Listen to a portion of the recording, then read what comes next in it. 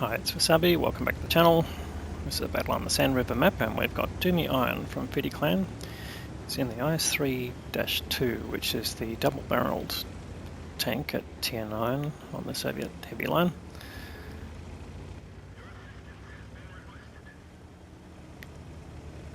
So we're heading to the sort of top area here rather than going down to the K line. So this is an encounter game, so that sort of changes the dynamics of the game from the regular battle type. So there's only one cap area, as you know, and it's in the town at the bottom. So it'll be interesting to see how this plays out. Alright, so he's double barreled and he's just lining up the double charge.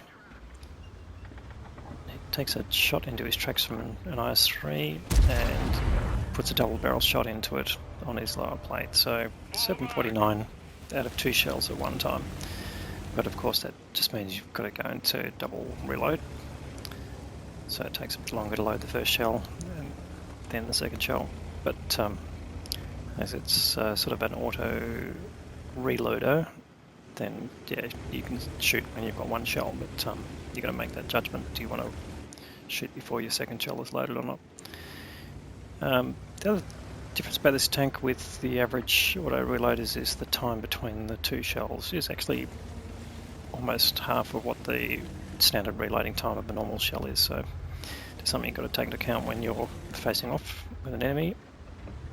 Anyway, Doomy's come up to this position here, looking for a shot on these tanks that are pushing around. They can't quite get the gun depression in time to put a shot into that Sharpshooter 4. Now they all know they're lit, but now he's got a whole lot of visitors here. Now luckily he's top tier in this game, so that will help him to some extent with sort of his armour patterns versus what tier 8s can do, but that doesn't stop them firing premium rounds at you, of course, as people would know. And he doesn't want to overpoke there, doesn't have great gun depression, so just looking for opportunities or waiting for the enemy to push in. He's found a Progetto 66 at the back here, and he thinks, alright, this guy's by himself, we might be able to do something with him. Gets one shot in, and then decides, alright, I'm going to hold my second shot and we'll try and put that in. Looking for a shot to go. Right, I think just missed the Progetto. Went a bit too far forward that time, but he's going to get his next shot in.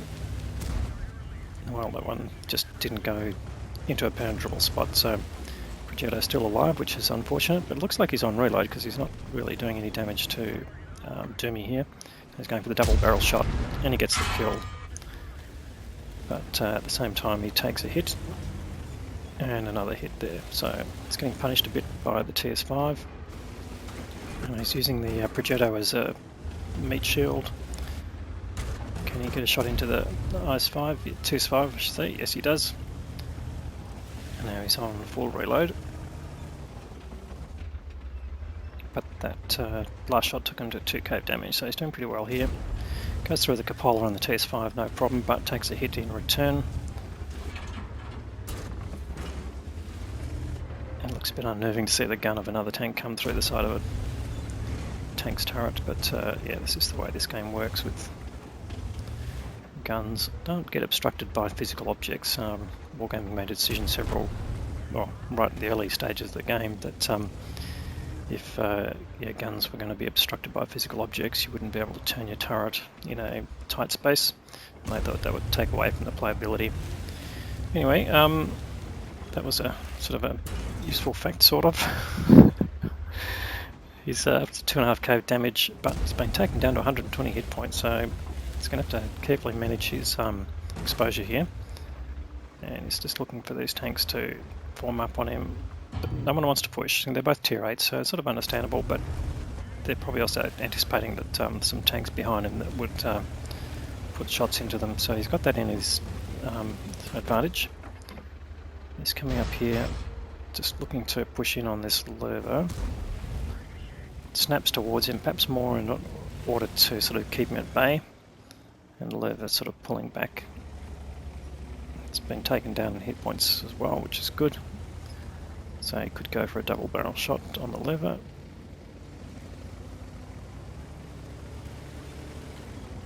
Lerva knows he's here, so it's going to be a bit tricky. He doesn't want to get in the way of the gun at all. He's only got 120 hit points to play with.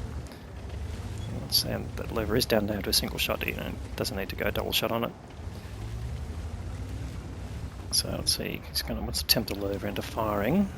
If he can get the Lerva to fire, then he knows he's got a good sort of 10 seconds before he's reloaded. He's just trying to get on the cupola there, but his tank being pushed up by the terrain. And there he goes, gets the shot into the rear of the Lerva. Brings up his 3K.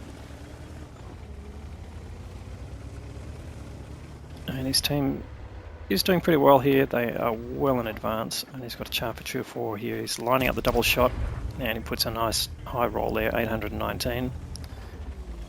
Brings him up to 4k of damage straight away. So really motoring along here, accumulating damage. Chart for 2 or 4 goes down. He picks up some spotting damage too, which is always handy. And now the enemy's in a bit of a rout here. Got 3 TDs left, only 1 tank, or 2 tanks, 1 heavy tank, 1 medium tank. The medium tank's doing alright, they're right down on the K line, so just using the dunes I would think. So Dumi coming up here to see whether he can spot any of the TDs in the base. But obviously you're in a Soviet heavy tank, view range is not your strongest suit. Yeah, and he was spotted then, so he knows there's something there, so he doesn't want to tempt fate. The heavy's been taken down. So Dumi needs a bit of support here really to... Oh no, it doesn't need that, they're lit up. So goes for a shot on the Borsig, but it's been taken away. But he's got a different tank here. He's got the Waffenträger out of Panzer IV. Gets a kill there, that takes him up to 5 kills. So he's on a top gun here if he can keep this going. Been pretty impressive, seeing he's only got 120 hit points left. He's not stopped him advancing. Okay. There's the 29 Fock TD. Certainly doesn't want to get in the way of his gun. Fires a peremptory shot there just in case the Borsig is sitting behind the bush.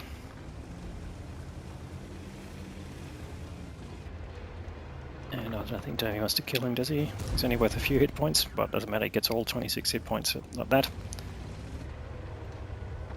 And now there's just the Fock and the CS here. He's going for the CS, lining him up. And gets the kill there as well, so that's 7 kills there. He's on a Radley-Walters if he can get the Fock. But might just be a bit too difficult.